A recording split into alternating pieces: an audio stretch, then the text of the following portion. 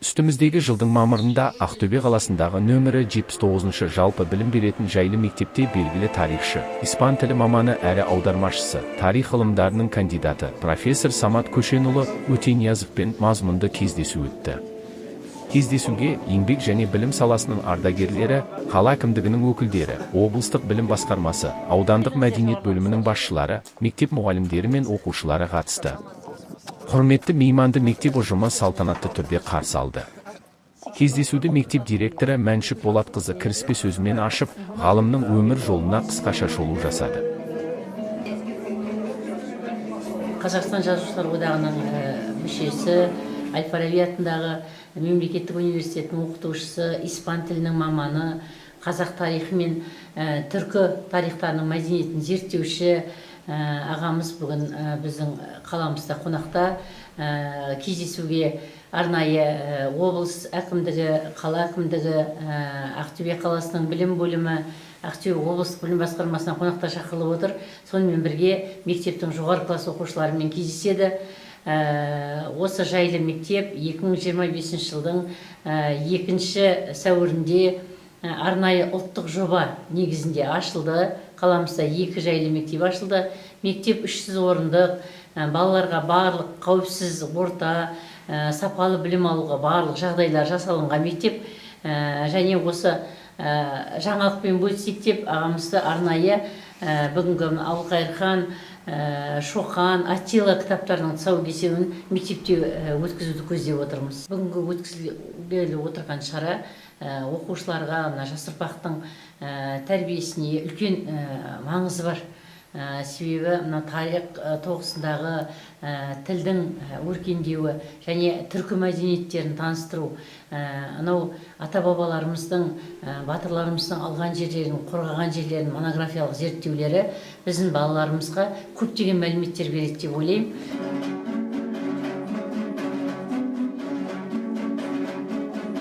Кездесу барысында мектеп оқушылары күй тартып, ән шырқап, жырдан шашу шашты.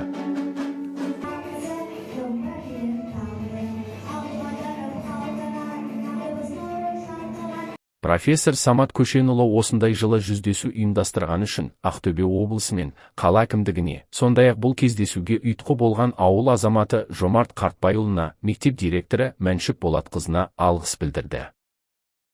Кездесу барысында оқушылар мен мұғалімдер өз сұрақтарын қойып, ғалымнан мазмұнды жауаптар алды. Белгілі жырау Демеубай Жолымбетов жырдан үзінді орындап, кештің көркін аша түсті. Қош келіпсіз, мен енді сізді құрын көрген жоқпын. Атыңызды азаматтардан естіп жатырмыз. Үлкен еңбек жасап сізға. Мына адамның қарапайымдылығы дейді ғой. Қарапайымдылығы көрініп тұр. Осындай үлкен дәрежеде жүргеніңіздің өзі қарапайымдылықтың арқасы шығар. Ұшан теңіз еңбек. Алладан қайтсын дейтін бар. Еңбегіңізді тек қана сөрелерде кітап жиналған жерде емес, оқушылардан бастап, үлкен азаматтардан бастап оқушыларға дейін оқып, соған түсіне жүруіне тілектесіп аман болыңыз дейін. Әуелгі сөздің басы бісміллә, жақыдай деп сөйлесек талмас жағымы. Ассалаумағалейкум, игі жақсым, аман ба ауыл аймақ мал бастарыны. Домбыра қолға ұстап түстік топқа, сұңырып қызыл тілдің алдаспаныны. Мен бүгін бір азғандай сөз айтайын, алдында кілең жайсаң марғас қалыңы. Ескіден қалған есті әңгіменің тасада жөн көрмедік қос қалғанын. Тыңдаушым айтушыдан болсын мұғым, жағалай құрып отқан малдастарын. Ал енді сіздер рұқсат етсеңіздер, ауылдың алтауызын ал бастадым. Самат Көшенұлы көпшілікке кеңінен танымал тұлға. 1978 жылы Одесса мемлекеттік университетінің роман-герман филологиясы факультетінің испан тілі және әдебиеті мамандығы бойынша тәмамдаған. Еңбек жолын өнер баспасында, Шоқан Уәлиханов атындағы тарих және этнология институтында, Кубаның Қазақстандағы елшілігінде, сондай-ақ Лондон университетінің Central Asia Newsfile журналының тілшісі ретінде еңбек етті. Қазіргі таңда Абылайхан атындағы халықаралық қатынастар және әлем тілдері университетінің профессоры. Ғалымның батыс ғұндар мен Аттила тақырыбындағы 3 монографиясы және 70-тен астам ғылыми мақаласы жарық көрген. Сонымен қатар, ол испан және латын америкалық әдебиетті қазақ тіліне аударып, Луис Энрике Деланоның База және Рамула Галегостың Донья Барбара романдарын, испан авторларының 20-ға жуық әңгімесін ана тілімізде сөйлетті. Ал енді ағайындармен кездесудің өзі де осылай дидарласудың өзі де ол күнде бола беретін жағдай емес. Себебі тұрмыс дегенде бөлек алыстарда тұрамыз деген сияқты телефонмен сөйлесіп жүре беретін жағдайымыз бар. Ал енді бүгін осындай бір жақсы күні ағайындармен кездесіп дидарласып жатырмыз. Мына мектеп құтты болсын, жақсы мектеп екен, шын айту керек. Мына қарындасымыз міне басқарады екен. Сол сияқты ағайындар, балалар осы біздің бүгінгі айтатын азғантай әңгімемізде атақты адамдар туралы болмақшы. Сондықтан мен бастап бердім.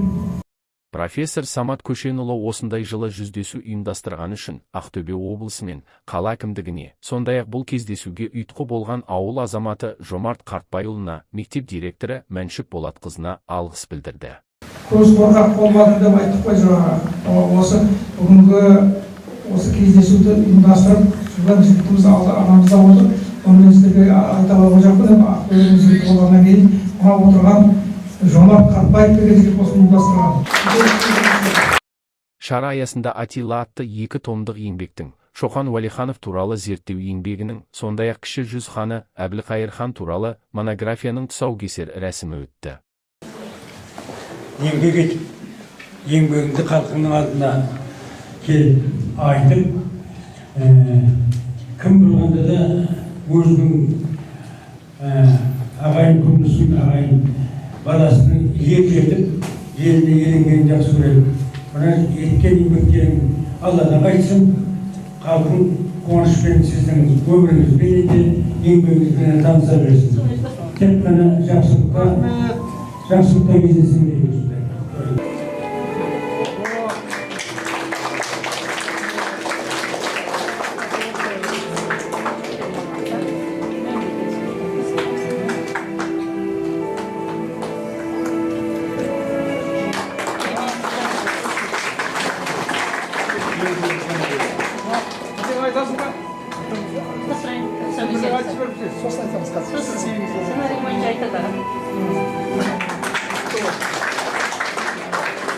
Бұл еңбектер қазақ тарихына қосылған сүбелі үлес. Кездесу соңында азаматтық бастамалар орталығы қоғамдық қозғалысының төрағасы Жомарт Қартбайұлы Самат Көшенұлына ризашылығын білдіріп, мектепке Сартай батырдың портретін естелікке сыйға тартты.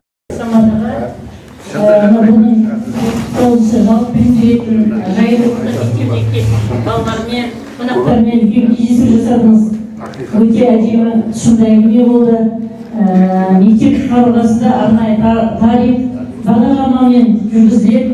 Әрбір айтқан сөздеріңіз балалардың есінде әрқашан қалады деп есептеймін. Және осы ат басын бұрып, қара шаңырақ білім ордасына келіп кездескеніңіз үшін көп рахметімді айтамын. Деніңізге саулық тілеймін. Бүгін сіздерді ағайындарыңыз және облыстық, қалалық, аудандық басшылар күтіп алып, осылай үлкен құрмет көрсетіп жатыр. Бауыр ретінде де барлық жақсылықты тілеймін аға. Аман жүріңіз. Осылай сіздің кітаптарыңыз арқылы кітапханадан балалар оқып, жақсылап, талдап, осы сіздің монографиялық еңбектеріңіздің зерттеулеріңізге жақсы басын бұрып қарайды деп ойлаймын. Себебі қазіргі кезде қазақ мектебі, қазақ балалары үлкен жаңағы патриоттық тәрбие, біртұтас тәрбие бағдарламасы аясында білім алып келе жатыр. Осы мектепке өткізуге мұрындық болған Жомарт Қартбайұлына да көп рахметімді айтамын. Және өзінің балалары осы мектепте оқиды. Осы мектеп заманауи талапта жаңағы салынған, барлық үлкен жақсы кабинеттері бар. Ертеңгі күннің болашағымыздың балаларымыз сіз секілді Мадрид университеттерінде білім алып, Лондонда сіздің жүрген жерлеріңізде жүріп испан тілін меңгеретінде осы жерде балалар отыр деп айта аламын. Құрметті тойшылар, бүгін тойлар болады. Өсерлердің баласы бір-бірі батыр. Бүгінгі заманның батыры, тарихтың батыры ол біздің Самат ағамыз. Осы жақын арада Алматыда Казгуде осы үлкен мерейлі той өтті. Той дейміз, ол Әбілқайыр хан, осы Шохан, Атиұлы 40 жылдығы. Осыған байланысты үлкен презентация өтті. Сонда Турциядан, Қырғызстандан, Өзбекстандан академиктер келді. Осы ағамыздың, осы елдің тарихының мәңгілігін көрсетіп отыр. Біздің негізгі көтеріп отқанымыз осы Қарақұм құрылтайы 1726 жыл, Алла бұйырса келесі жылы 300 жылда болады. Әбілқайыр хан бұған шайқасы. Атап кетуіміз керек. Өкінішке орай Қазақстан Республикасы президентінің өзі айтты. Жаңа Қазақстан, жаңа тарих. Сондықтан бүгінгі таңда шын әділ тарих ол біздің осы бүгінгі жер бетінде үлкен 9-шы мемлекет болудың бірден-бір себебі ол Әбілқайыр ханның бастауымен Алтайым, Жетіру, 12 Тұрбайым, 400 мен кіші жүздің біздің бабаларымыздың біз солар ұрпағымыз осындай күнге жеткізген. Және де, конечно, ұлы жүзден, орта жүзден де ағайындар келіп осы елді сақтап қалды. Алла соңынан болсын. Осы бүгінгі енді қаншама тілек айтылып жатыр, ата үйіліп жатыр, бәрі ұзағынан болсын. Сіздің жолыңызды осы біздің бүлдіршін балаларымызға берсін. Бүгінгі үлкен тойда естелік есебінде осыдан 2 жыл бұрын Сақтай батыр Жаужүрек мың бала бабамызға ас берілген еді. Сонда Есенқұл Жәнібек Қожаұлы, Қазақстан суретшілер одағының мүшесі, кескен демеші осы үлкен қолмен өнері салған еді. Осы бүгінгі мектепке сыйға тартып отырмын.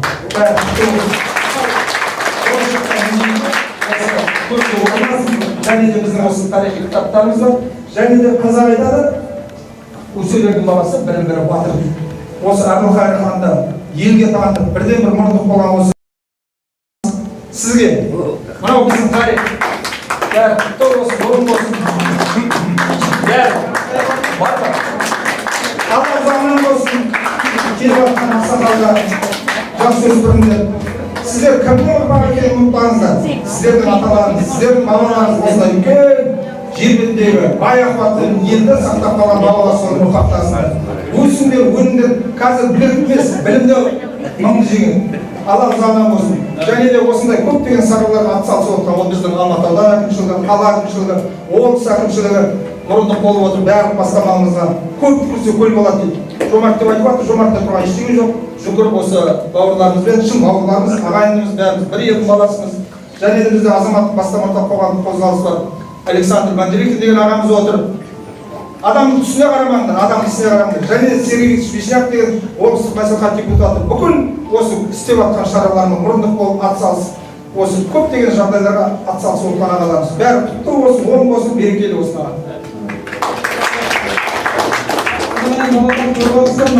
Ондай керемет мектеп, ондай мектепке жеткенде бар, жетпегенде бар.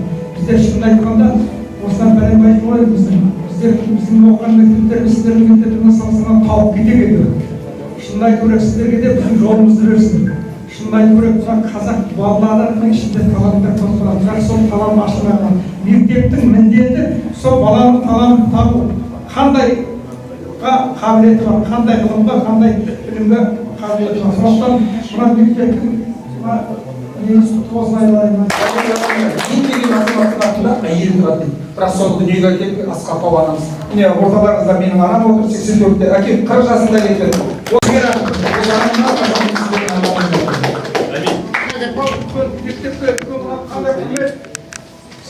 Бәріңізге жақсылық тілейміз. Осы танысқанымыз, бауырмалдығымыз, ағайындығымыз осы ақтаймыз.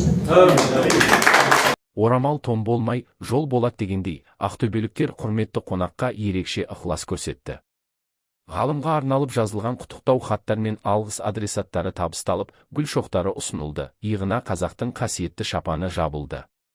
Жақында ғана 75 жылдық мерейтойын атап өткен Самат Көшенұлына Ақтөбе халқы атынан тұлпар мінгізілді. Бұл ұлт руханиятына өлшеусіз еңбек сіңірген тұлғаға деген ел құрметінің жарқын көрінісі. Сіз тек ғалым ғана емес, елдің мүдделерін бәріне биік қоятын азамат ретінде де көпке үлгі болдыңыз. Сіздің өмірлік ұстанымыңыз жас буынға өнеге, ғылым мен мәдениетке адал қызмет етуіңіз мемлекет мүддесіне сіңірген мәртебелі миссияңыздың дәлелі. Осы мерейлі сәтте сізге зор денсаулық, баянды ғұмыр, қажымас қайрат және отбасы амандығын тілейміз. Ғылыми шығармашылық шығармашылық жолыңыз жалғаса берсін. Ақтөбе облысының білім басқармасының басшысы Бұлбұл Күзембаева.